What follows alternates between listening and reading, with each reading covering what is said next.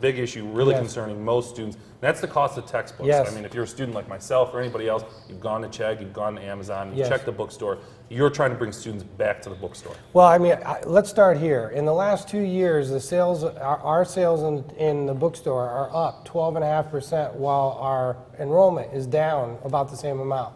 That's a huge market share increase. We've been doing some things right. But Dave, that doesn't solve the problem. The problem is that we see that over 20% of our students don't have their books.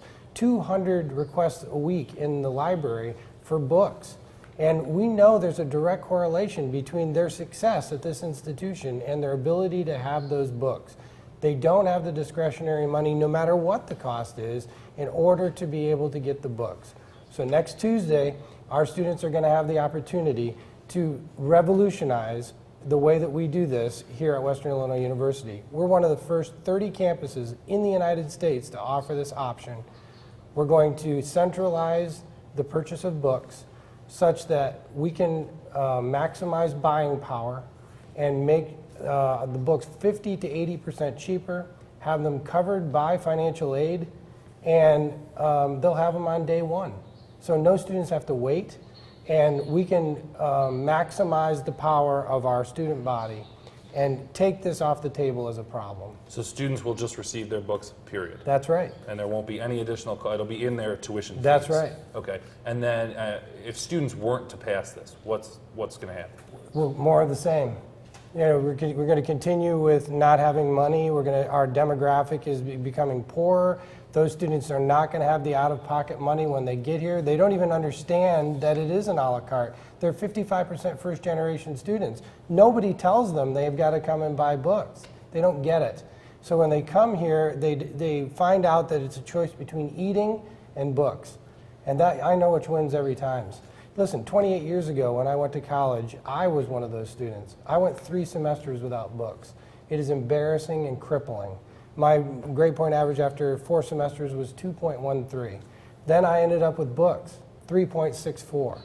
It is a major difference, major difference. And we want to put these tools in our students' hands to succeed. And we want to do it in a way that is cheaper than anybody else. And you really think that giving these students the books when they're here, and now you've really tooled them for success, do you think you will see an overall boost in success? performance? I know it for a fact. I know it for a fact. We have the data. We know. Let me give you one example. Last fall, the University 100 class had 300 students that didn't buy the book.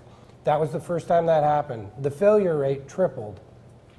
There you go. It's right there. Yeah. So, and this isn't just me. Across campus, Faculty Senate is screaming that students are coming to science and math and all sorts of classes without books, and they're failing because they don't have them. All right. So, at the end of the day, I'm an educator. I'm with a business mind. We can solve this problem. We can do it economically, feasibly. We can do it reasonably.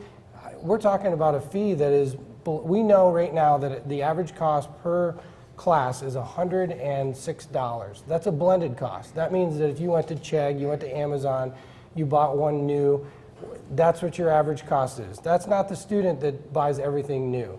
It's $106. Okay. We're talking about this program is going to be less than $55 per class. All right, so that's a no-brainer to me. If I said to you that I can have your books to you on day one, and that we're going to allow your financial aid to cover it, that'd be enough to win. But it's a slam dunk when I can tell you we can save 50 to 80% on top of that. Okay, Jude Kiah, the man behind it all. Jude, thanks for joining me. Yeah. Back in a moment after this.